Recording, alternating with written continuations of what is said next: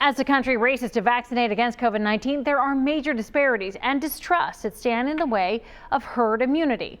One of the groups least likely to get the shot, African Americans.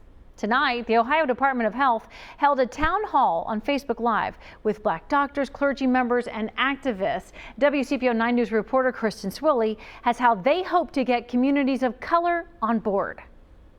From the city health commissioner to the president of the National Medical Association, the experts in this town hall say the problem is really twofold. There is still that hesitancy in the Black community, but there is also growing demand and more people simply having a hard time getting the shot. As people of color, we are more likely to get COVID-19. More likely to be hospitalized. And we are most likely to die. A clear and sobering message as the state lags in vaccinating one of its most vulnerable groups.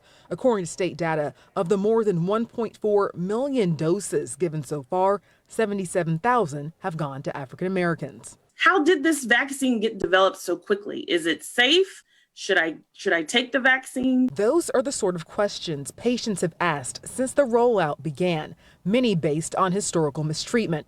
But as more get the shot, the narrative is shifting. Now we know people who have gotten the vaccine, right?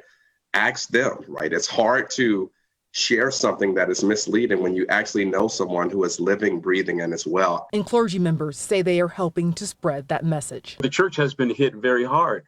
There are many denominations, mine in particular, have lost so many bishops and mothers in the church and pastors. I think we're now sort of turning the corner. In some ways, I'm seeing some vaccine envy among our members. So much of the focus is now on access. The more appropriate question to me is, do Black people, do we deserve equitable access to the vaccine and the right to live? The Ohio Department of Health will stream another live event for Hispanic and Latino Ohioans. That starts Tuesday at 6:30.